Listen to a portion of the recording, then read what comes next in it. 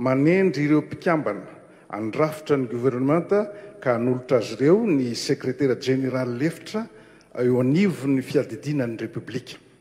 Didy mpanjakana laharana faharoapolo sy roa arivo tsipika fitopolo anendrena ireo mpikambana ao amin'ny gouvernementa. Araka ny tolo-kevitry ny prime ministre lehiben'ny gouvernementa dia mamoaka izao didy mpanjakana izao. Tendrena ho mpikambana ao amin'ny gouvernementa ireto olona voalaza anarana manaraka ireto. Voatendry ho ministry ny poste, ny fifandraisan-davitra sy ny fampiroboroboana ny atao arakajy mirindra Andriamatoa Ramahery John Andria Manoisoa.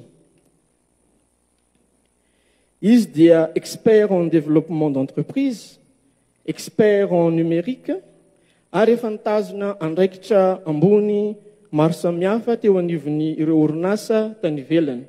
Directeur tao amin'ny Canal Plus Maurice, directeur tao amin'ny Salam Afghan Telecom Afghanistan, directeur Ethio Telecom Éthiopie, directeur Orange ny faritra Niger, Ouganda et Arménie, efa directeur des opérations tao amin'ny orinasa Avaya France.